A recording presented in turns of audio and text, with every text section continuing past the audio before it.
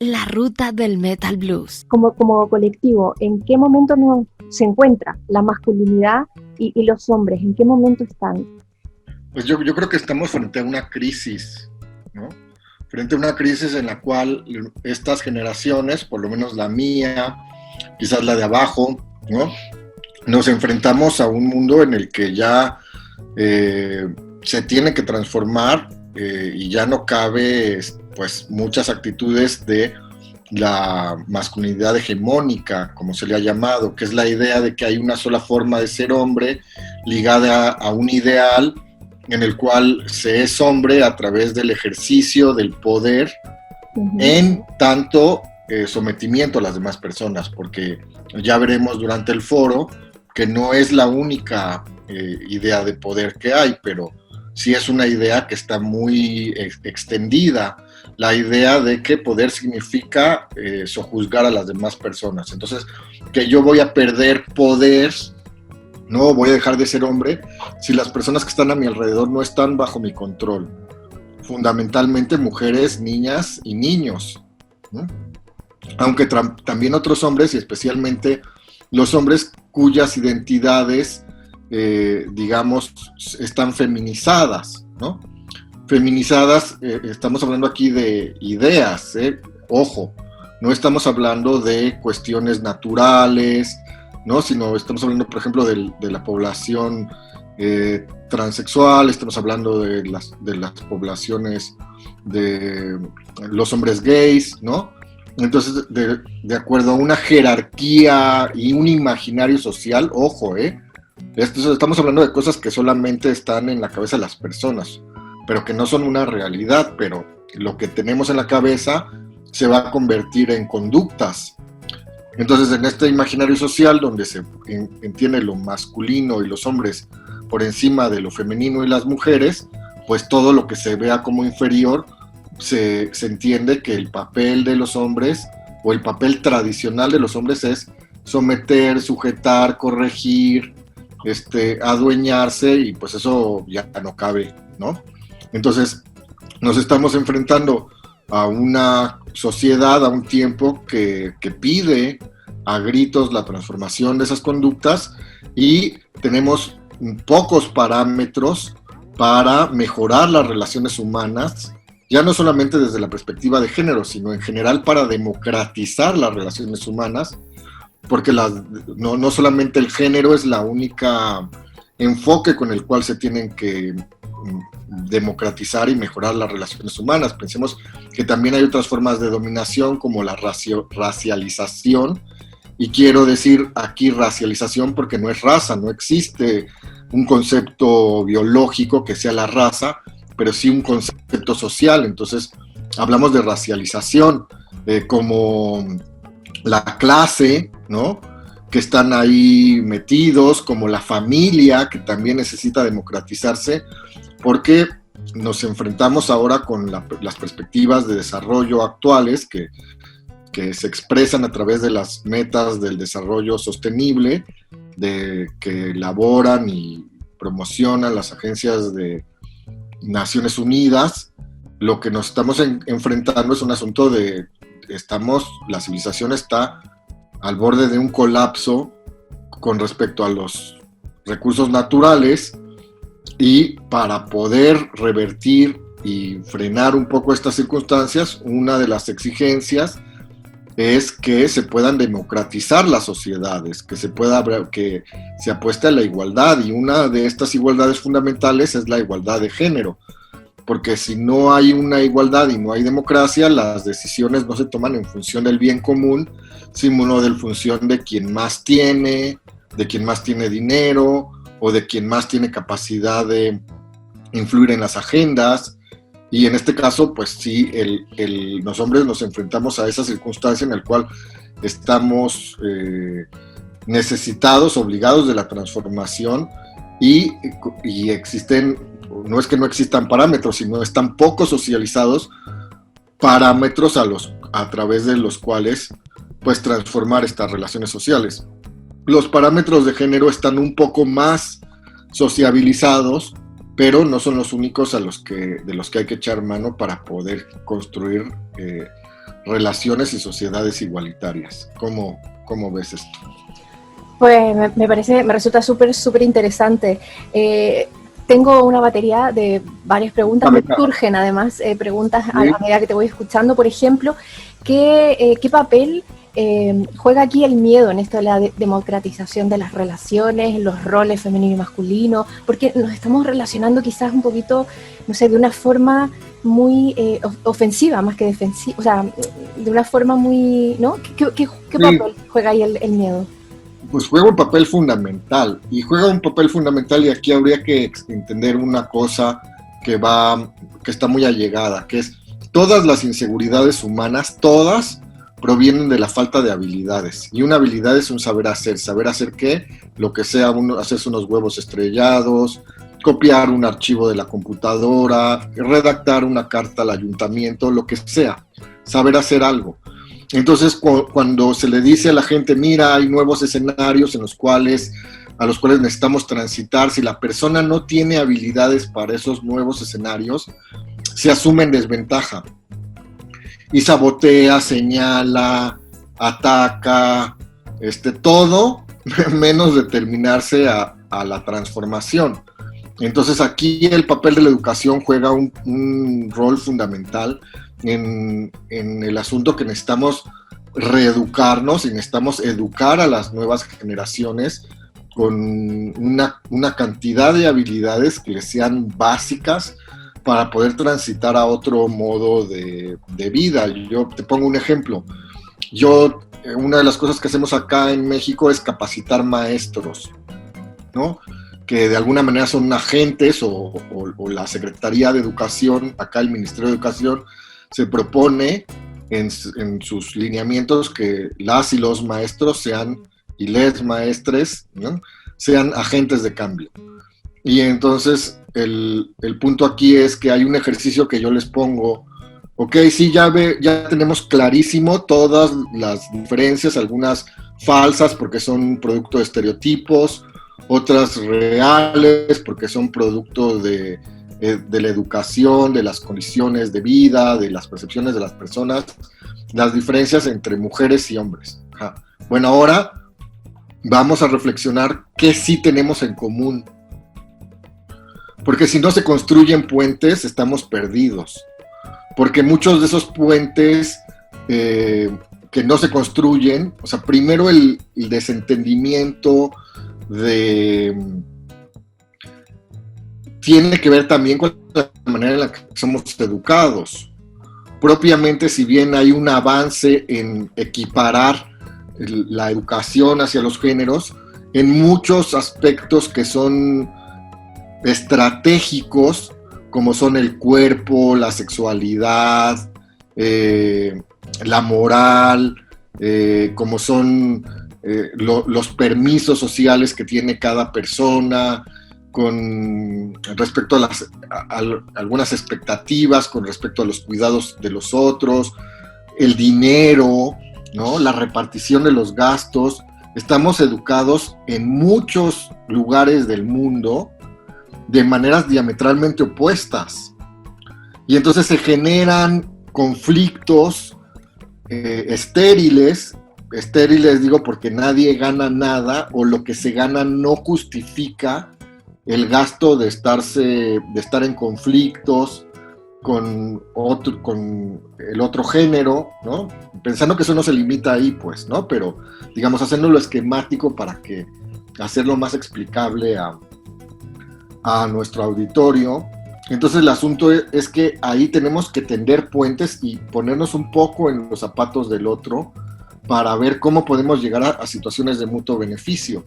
Y por supuesto los hombres tenemos que hacer una revisión, o sea, cada género tendría que hacer una revisión crítica de cuáles de estos significados están aportando al entendimiento y cuáles están aportando al conflicto. Entendiendo que los hombres, por tener una situación de ventaja social, solo social, porque esto, como no estamos hablando de naturaleza, sino de educación y de constructos, pues tenemos una gran responsabilidad en observar y modificar el tipo de percepciones, de conductas que excluyen, que señalan, que castigan, que se sienten con derecho de adueñarse de las otras personas, específicamente, como decía, las mujeres, los niños y las niñas y las personas que tienen identidades feminizadas. Entonces entiendo que es importante el reconocimiento y la comunicación como base, como pilares, ¿no?, fundamentales en una buena educación sexual. ¿De qué crees que depende nuestro crecimiento afectivo sexual? Pues mira, pasa un poco por deconstruir las percepciones ligadas a la religión, a las religiones, ¿no? Es decir, no todas las percepciones ligadas a las religiones, sino las percepciones ligadas a las religiones o al conservadurismo que señalan el cuerpo como el pariente pobre, el que me afea el estilo, como menos, porque esa relación jerárquica que se vive o que se programa entre lo masculino y lo femenino es idéntica a la que programamos entre mente y cuerpo. Entonces pareciera que el cuerpo, que la mente es, los pensamientos son lo importante, ¿no? Lo que debemos ponderar, y el cuerpo, pues, y las sensaciones y las emociones que provienen del cuerpo son cuestiones de segundo orden, ¿no? Entonces, de entrada, la civilización occidental ya tiene un problema ahí muy grande, que es el desequilibrio entre cuerpo y mente y aceptarnos como seres corporales, ¿no? Con ello, pues la eliminación de la culpa, ¿no? Se requiere un montón de análisis críticos sobre todos los imaginarios que arrastramos para que la persona pase de un punto de vista de algo que no puede demostrar, de creencias, a un punto de vista realista, de situaciones que se pueden verificar. Por supuesto, se necesita una educación igualitaria de hombres y mujeres desde la infancia, ¿no?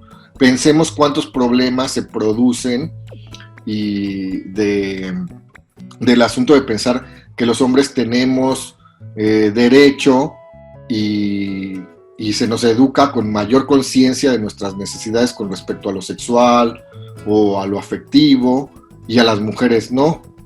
A las mujeres se les señala, ¿no? Por ejemplo, un hombre que tiene múltiples parejas sexuales, en medio de un contexto de hombres, se le aplaude, ¿no? Qué grande, qué maestro.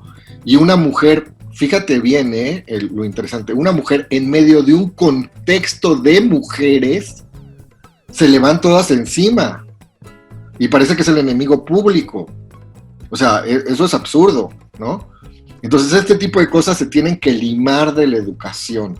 Es decir, si yo puedo, y el asunto, yo platico con otros compañeros hombres y me dicen, ¿cuál es la responsabilidad que tenemos los hombres? De entrada, y perdón la palabra, pero aquí en México se dice, dejar de estar chingando a las mujeres porque se conduzcan como un hombre promedio, o con la libertad, con los derechos de un hombre promedio, porque aquí entonces eso tiene que ser igualitario desde la infancia, ¿no? Hay otros elementos que tienen que ver con aprender a colaborar. ¿Cómo le vamos a hacer para sacar las cosas, las necesidades de los grupos humanos juntos, ¿no? Identificar la violencia, poder evaluar y leer las relaciones humanas para ver qué es de mutuo beneficio y qué no, ¿no? Necesitamos también que las personas identifiquen qué ideas, qué circunstancias dan pie a la violencia, y especialmente a la violencia con base en el género, y las destierren de sus conductas y de sus creencias, y las reemplacen por otras constructivas y realistas. Requerimos también de que las personas conozcan sus derechos, o sea, de que construyan una percepción ciudadana en torno a la sexualidad y respeten los derechos de las demás personas. Requerimos que las personas desarrollen autonomía con respecto a sus propias necesidades, que construyan criterios propios, o sea, que construyan una perspectiva crítica sobre las cosas y no se coman nomás lo que les dicen, nomás porque alguien un discurso embestido de autoridad se los diga, ¿no? Y pues necesitamos de quitar, desasociar de los conceptos de sexualidad la idea de normalidad y de homogeneidad, porque la sexualidad es increíblemente diversa, y de esta idea de que hay gente que es correcta y decente y gente que es incorrecta e indecente, pues se producen un montón de conflictos, ¿no? Incluyendo el machismo, como ya lo habíamos visto. Entonces, bueno, todas estas cosas necesitamos y otras más, pero ya analizando con estas tenemos un ratito para estarle dando vuelta. Un ratito, sí, para darle vuelta. Bueno, hay una pregunta que me resulta muy interesante porque a mí, como mujer, intervenir en el mundo, generalmente las mujeres que pues no estamos en casa o no desarrollamos las actividades típicas que se han asignado por género al género femenino, pues tenemos que irrumpir en un mundo que es bastante masculino, siempre decimos, ¿no? Donde tenemos que entrar y masculinizarnos un poquitito para poder sobrevivir allí. Bueno, eso es un poco la idea que se tiene en general, y no solo se tiene, sino que es verdad que muchas veces hay que perder esa transversalidad, ¿no? tan propia del universo femenino. Entonces, yo te quiero preguntar, cuando hablamos de nuevas masculinidades, ya que hablamos de que, sí, por parte de los hombres, es interesante, ¿no? Replantearse esto de la masculinidad y aceptar nuevas masculinidades y hacer esa transformación. Y en el caso de nosotras las mujeres, que somos también de alguna forma como mujeres independientes, mujeres, ¿no? Que somos un poco hombres en ese sentido, ¿no? Que hay muchas, pues también es interesante saber a qué te refieres cuando hablamos de nuevas masculinidades. Pues mira, algunas sobre todo autoras feministas han hecho la siguiente observación.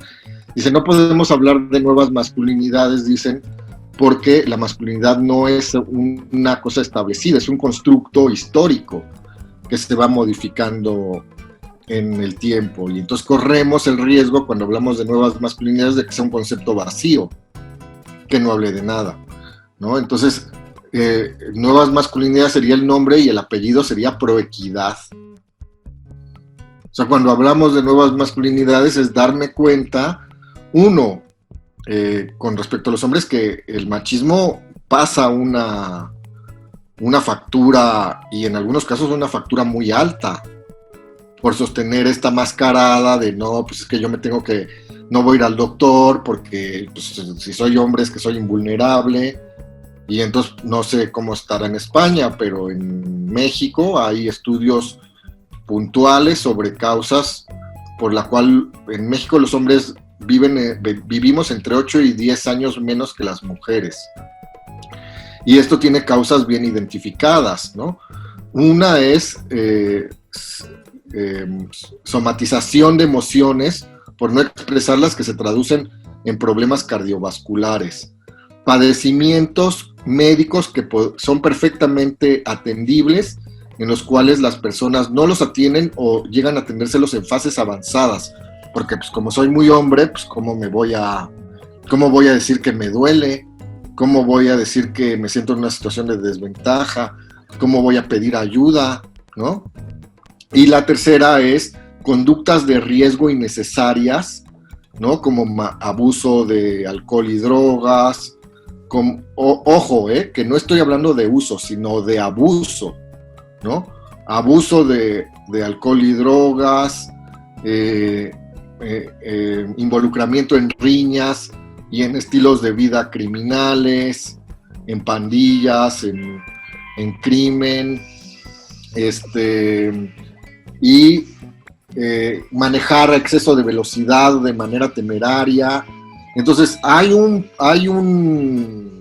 y no está ahí otra serie de rituales de iniciación en lo masculino que tienen que ver con la violencia. Por ejemplo, un tema poco estudiado, pero para mí es fundamental, son el asunto de tener que defender durante la infancia y la adolescencia la identidad masculina a golpes. O sea, este asunto de que un hombre puede, o que la comunidad puede impunemente llegar y retar a alguien, a ver, eres muy hombre, pues vamos a agarrarnos a golpes, que es algo verdaderamente aterrador, que deja secuelas en algunos casos pues, durante toda la vida.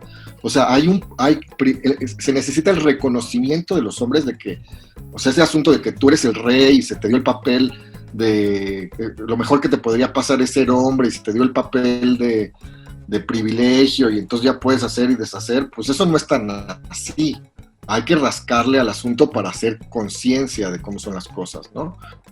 Entonces, la conciencia de que este asunto pasa una factura, ¿no? Y de la importancia de que con la igualdad ganamos todos. En la igualdad lo que se busca es el entendimiento, la paz, la estabilidad de las personas y de las relaciones sociales y no estar viviendo en función de los pleitos que me va a generar intentar someter a las otras personas. Pero esto también va junto con pegado y está ligado a la construcción de autonomías personales.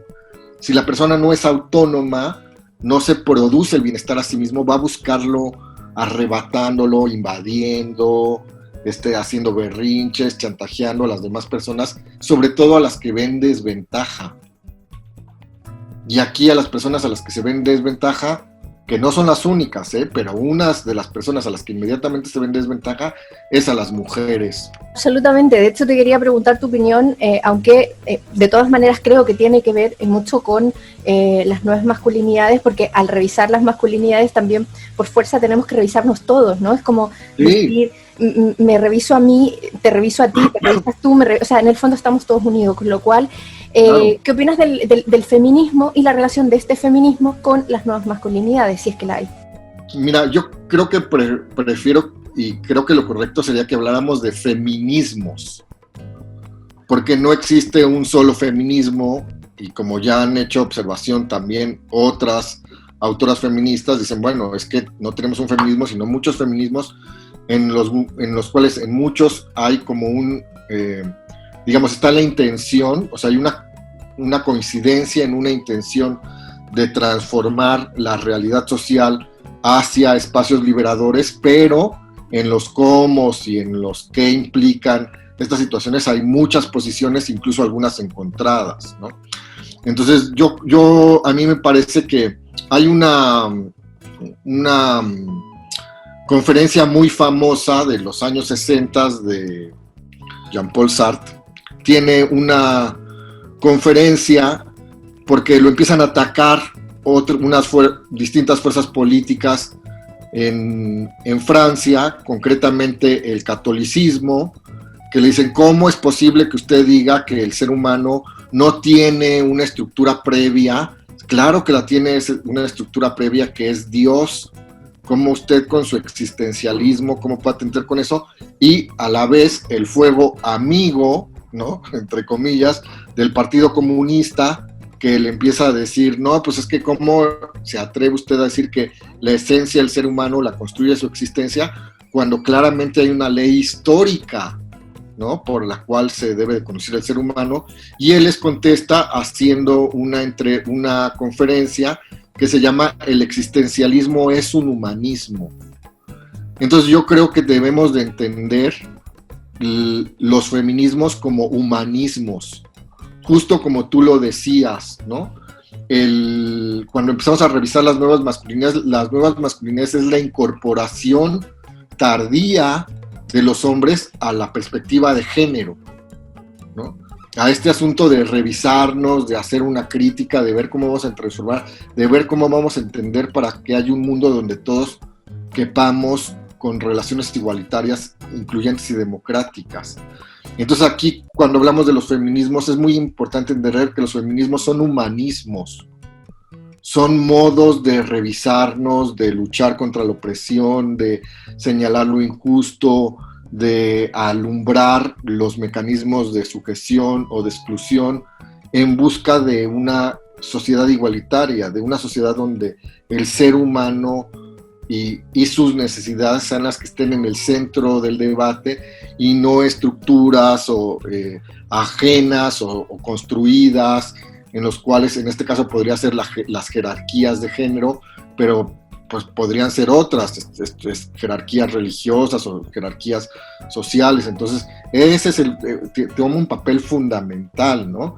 Aquí algunas personas piensan en Latinoamérica, y casi que te afirmo que ese imaginario también está en muchas personas en España, pensar que el feminismo es lo contrario del machismo. Y no, o sea, el feminismo no es, y los feminismos no son lo contrario del machismo. Puede haber personas que piensen que la manera de salirse de eso es invertir los papeles o invertir las cosas, las circunstancias de poder, y entonces desquitarse, dominar, pero eso es otra cosa, eso son conductas personales. Pero los feminismos no son lo contrario del machismo, los feminismos son discursos libertarios. El machismo son discursos de superioridad. No sé si eso contesta a tu pregunta. Sí, por supuesto que sí. Mira, te quería preguntar también acerca de la influencia y las consecuencias en nuestras sexualidades en general y específicamente en la masculinidad, el porno y la prostitución. Mira, es un debate interminable, pero es un debate muy interesante, ¿no? Entonces, el debate mundial, global, sobre la prostitución está entre abolicionistas y proteccionistas, ¿no? Proteccionistas de los derechos de las personas que se prostituyen, que dicen, no, pues las personas tienen derecho sobre su cuerpo, ¿no? Y otras personas que dicen, no, ese claramente es que las personas solo se prostituyen por la necesidad y por las estructuras de dominación masculina que condenan a las mujeres a situaciones de desventaja y por las cuales se prostituyen, pero si no hubiera eso, no tendrían las cosas, no tendrían la necesidad de prostituirse. Bueno, pues es un debate abierto. Es un debate abierto en el cual yo creo que uno de los papeles que nos toca a los hombres es hacer conciencia del papel que juega la explotación y la trata en todo el negocio de la prostitución. Entonces, y ver que la demanda de prostitución alienta este tipo de situaciones. Ahora, también se tienen que transformar los imaginarios con respecto a la sexualidad para que las personas no vean, no busquen una necesidad insatisfecha a través de estos mecanismos. Es un debate muy complejo. Lo mismo son las acusaciones o los argumentos a favor y en contra de la prostitución, que lo que pone, que las imágenes, los roles que aparecen en la prostitución, en el porno, que el porno es una industria fundamentalmente masculina y los roles que se les dan a las mujeres son en función de los deseos masculinos, de los imaginarios masculinos, pero también hay movimientos de respuesta, como es el post-porno, donde está metido el porno feminista, el porno hecho por mujeres, donde dicen, pues no, es que aquí corremos el riesgo de, por señalar esta situación, cargar con algo más grande que es la libertad sexual, que es la libertad de las personas, la libertad de poder hablar de nosotros, de nuestros deseos, de incluso de manifestar imágenes sexualmente explícitas, y pues es un debate abierto. Yo creo que lo que habría que hacer es, en mi personal punto de vista, es hacer una revisión cuidando que la lucha de la transformación deje espacio a la libertad de las personas, o sea, la libertad de las personas que deciden prostituirse, porque no solamente las mujeres se prostituyen, también hay varones que se prostituyen, ¿no? Y ir sobre todo aquello que atenta contra la dignidad humana, que lesiona, que somete, incluyendo la trata, el tráfico, la pobreza, las condiciones de desigualdad que hacen que efectivamente una población en desventaja como las mujeres vean una opción en la prostitución que a lo mejor no verían en condiciones de igualdad. Yo creo que por ahí yo, como posición personal, creo que debería de conducirse el debate, pero ese es un debate que no se limita a una opinión personal, ¿no? Es un debate global de los temas de género. Bueno, y yo creo que también el debate pues seguirá, no terminará nunca, ¿no? Me parece muy interesante esto de atreverse, ¿no? Como dice, sin miedo, como dicen el slogan, sin miedo, sin temor, a hablar y revisar nuestra sexualidad, hablar de sexualidad, hablar de sexo, ¿no? Es muy importante. Por una parte también, cómo podemos entender todo el movimiento heteroflexible que está ocurriendo a nivel masculino. Respecto a la heteroflexibilidad, habría que regresar a los clásicos. Y uno de estos clásicos es la escala de Kinsey. Kinsey es un científico que, digamos, uno de los pilares de la sexología moderna, ¿no? Que en los años 50, en una sociedad totalmente conservadora, como es la sociedad de Estados Unidos, sobre todo en ese momento, empieza a hacer sus informes de la sexualidad femenina y la sexualidad masculina, y hace un montón de entrevistas a personas de manera incógnita, es decir, no revela sus datos, ¿no? Y entonces lo que hace es les pregunta a las personas: oiga, ¿usted alguna vez pone en su escala en un extremo exclusivamente heterosexual, ¿no?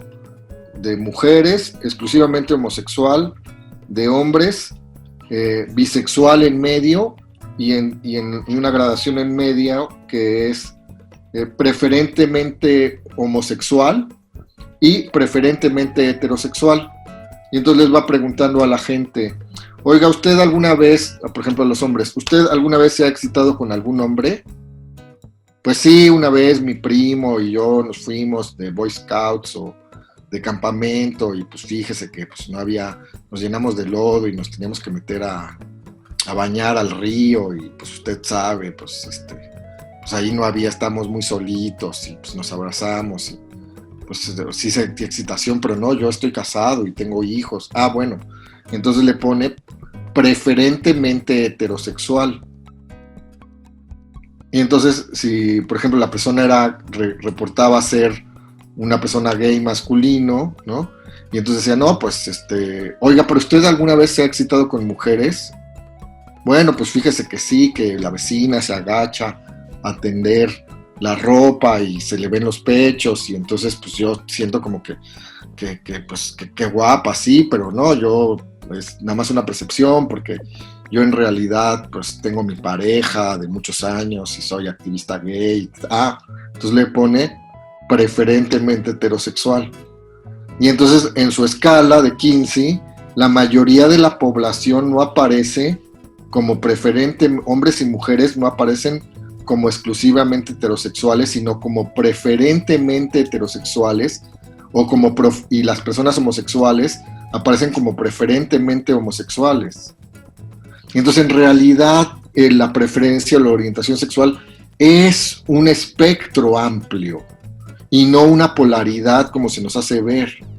Entonces, el asunto aquí es que también el asunto de la masculinidad hegemónica o tradicional está vinculada a la homofobia y al asunto de agredir, señalar, condenar, atacar preferentemente a otros hombres con una preferencia u orientación homosexual con un argumento francamente misógino.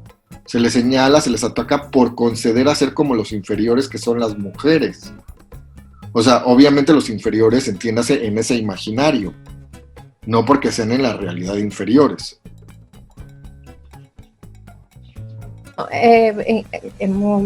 Me queda más o menos en general como hablamos de equidad, reconocimiento, comunicación, que de esa manera podríamos llegar a a una comunicación más clara y directa y entendernos, ¿no? Pero desde tu punto de vista, ¿qué crees que hace falta a nuestra sociedad para ser más cuidadosos, más amorosos entre nosotros? Primero, poner las relaciones humanas en función de, o sea, sacar la percepción del género y de lo sexual de una perspectiva moral. Una perspectiva moral, y aquí ética y moral son dos cosas distintas, ¿eh? No se entienda como que yo estoy diciendo, no, que no tengan ética, no, no, no. Ética, claro que tienen que tener, pero moral es ver las cosas en función de bueno y malo. O aquí entendemos, o en esta explicación se entiende, poner las cosas en función de bueno y malo, porque eso evita un pensamiento realista en el cual hay un montón de matices. Y hay como, por ejemplo, los abogados o el mundo del derecho, cuando habla de pruebas o cuando habla de actos, habla de situaciones de modo, tiempo y circunstancia. Aquí hay un montón de gradaciones sobre las conductas humanas, sobre las percepciones, que nada ayuda ponerse en función de, y que estorba un montón, entenderlas en función de un pensamiento moral, de lo bueno, de lo polarizado y bueno, bueno, bueno y malo, malo, malo. Eso es fundamental. Luego, segundo, poner las cosas, desarrollar un sentido de justicia. Un sentido donde no importa si eres hombre, no importa si eres mujer, no importa si eres trans, no importa si no te quieres identificar con algún género, ¿no? Te asumes queer o te asumes una persona con ambos géneros o sin ningún género o con un género fluido, no importa. Lo que es inadmisible es una situación en la cual se excluya, se pisotee, se injurie, se vaya contra otra persona. O sea, eso tendría que ser inadmisible para todas las personas. Y lo otro clave es poner las relaciones en función del mutuo beneficio y de la colaboración.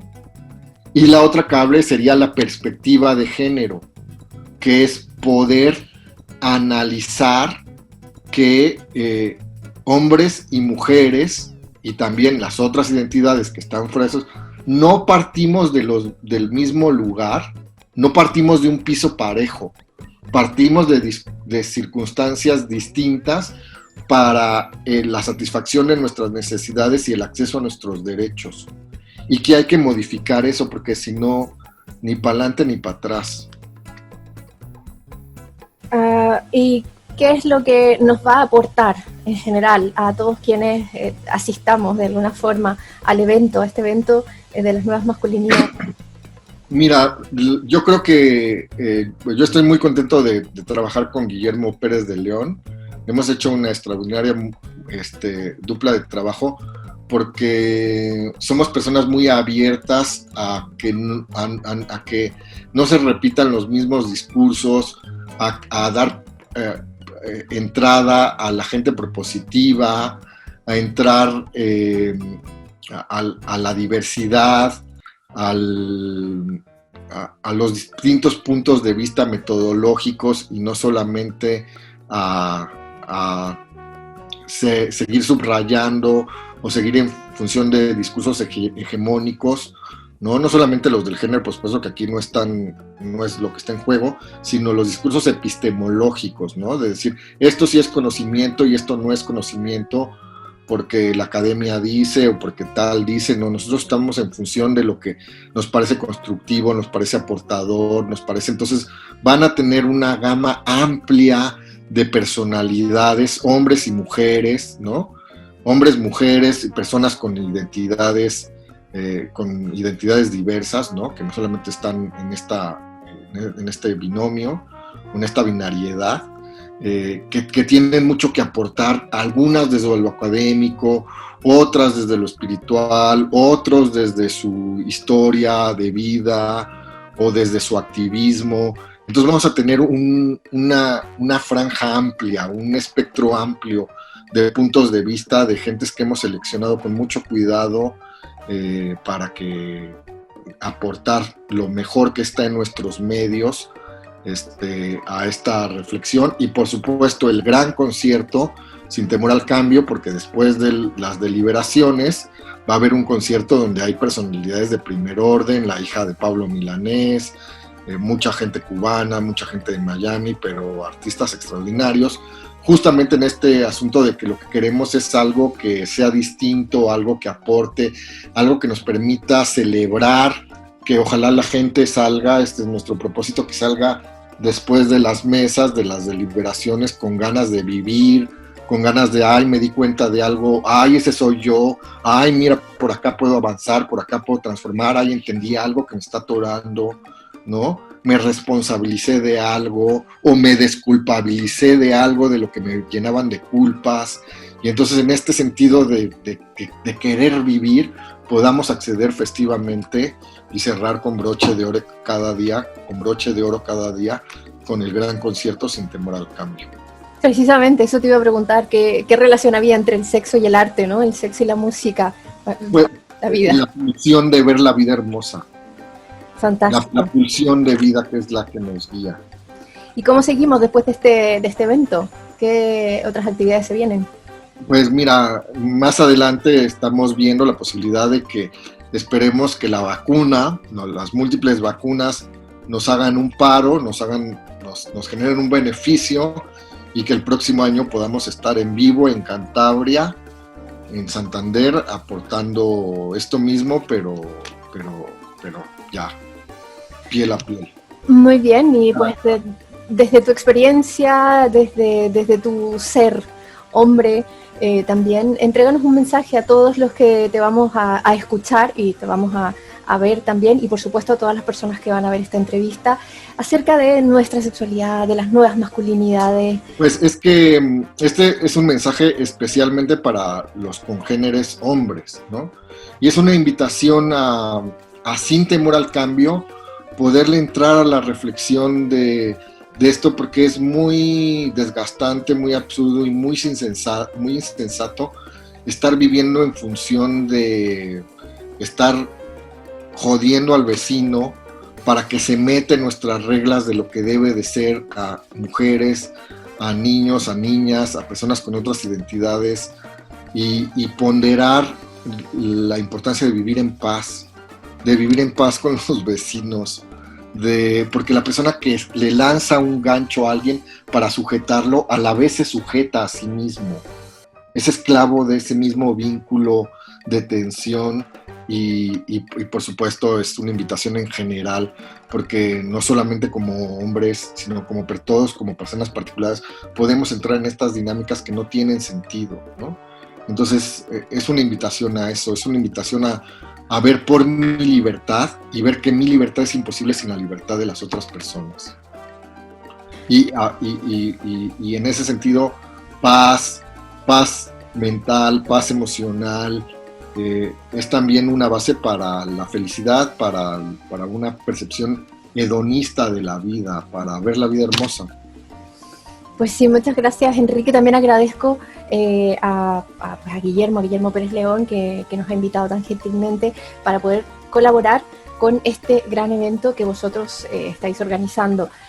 Por mi parte, pues para toda la ruta, en representación de Placer en Ruta, la ruta del Metal Blues y del Placer, que es el proyecto al que yo represento, pues oye, escuchar, porque la verdad es que todos compartimos ruta, cada uno en su camino, pero todos somos partes de una gran carretera que es nuestra vida, y esto de disfrutar de nuestro placer, alegrarnos con la música, con el arte y por supuesto con las sabias palabras de estas personas que tan generosamente también están ahí dispuestos a ayudarnos a relacionarnos, ¿no? A ver nuestra sexualidad de una forma mucho más sana. Y bueno, pues también nosotros nos sumamos al movimiento de reconocer estas nuevas masculinidades. Muchísimas gracias, Enrique. Bueno, pues que tengas una excelente noche allá en España, y a nuestras amigas y a nuestros amigos y a nuestros amiguex que nos oyen, pues un abrazo, un saludo desde México, y bueno, ya nos estaremos viendo mañana, pasado y el miércoles, hora de 7 de la noche a 9 de la noche, el gran debate, hora de España, 9 de la noche, a 11 de la noche el gran concierto Sin Temor al Cambio. Eso es, lunes 24, martes 25, miércoles 26, los horarios que nos ha dicho Enrique. Sí, lo pueden ver a través de las fanpage que son Gran Fórum Internacional, Nuevas Masculinidades y Gran Concierto Sin Temor al Cambio, o a través del Facebook de la Fundación Sexpol, o a través de un Facebook de un programa social que es aliado nuestro acá en México, que se llama CAO a pie, CAO a pie, por cualquiera de esas, y luego de ahí pueden copiar la liga a sus Facebooks personales. Vamos a compartirlo también, vamos a estar transmitiendo también. Todos los caminos llegan a Roma, todos los caminos llegan a estas nuevas masculinidades, con lo cual, pues muchas gracias. Pues a ti por el espacio. Gracias. Nos vemos. Nos vemos, gracias.